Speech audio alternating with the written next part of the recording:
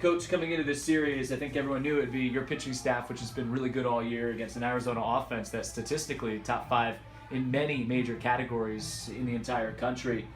Throughout the most part of the night, even going into the 8th inning, it seemed like your pitching staff did a pretty good job of battling and keeping them in check. You just never could get things going at the plate or defensively tonight. Yeah, I mean, I thought Dante competed and gave us a good effort. I thought Jared did okay when he came in. I thought Hutch did okay when he came in. I'm really proud of Jeff Taylor, because he hasn't pitched in a while, and for him to come out and do that, it just shows that he never gave up and stayed with it. And I'm proud of that. And look, Arizona's a really good team. They're a really good offensive team.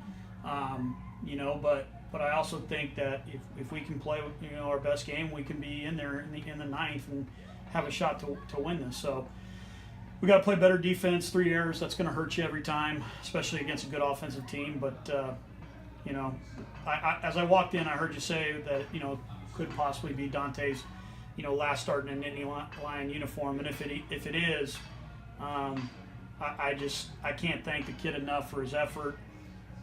It was an unbelievable treat every single day to watch him compete and coach him, and just so proud of him. Yeah, you mentioned that 11-2 the final score. It didn't really feel until the last 2 innings like an 11-2 ball game, and I think things really swing there in the 7th. You guys were threatening in a 6-1 game. Conlon Hughes, who's been great with runners in scoring position all year, had the bases loaded. He ends up grounding into a double play. You could feel kind of the air go out of the ballpark at that point. Then top of the 8th, that got away from you guys as well. It felt like even at that point, you guys were still in this, even though you weren't playing your best game. Yeah, I mean, we were. Again, we put ourselves in a hole with the errors and things like that. But, you're right. I mean, if we're a base hit away from being right back in it, and so again, it goes. We didn't get it done, but again, it goes back to the fight that these guys have displayed all year.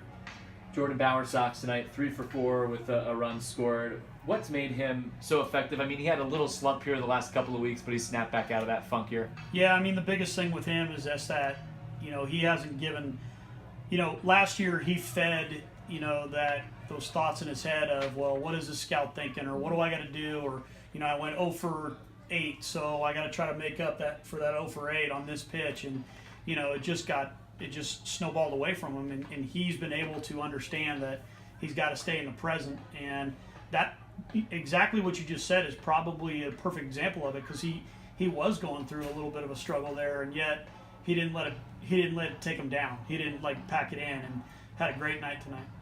This has been a resilient group all year. They've continued to battle all year, so you'd expect that tomorrow coming into the Friday game. It's still a chance to win this series here this weekend against Arizona. So what does the player mindset have to be when they arrive at the ballpark? Well, I think, we only have 2 more games left to play, and I think that, you have to come to the ballpark knowing that, the opportunities to play this game are running out this year. For some guys, it's running out for their career. And so, if you're not ready to come out, if you're not excited to come out and play a storied program like Arizona, at home on a beautiful night, there's something wrong with you.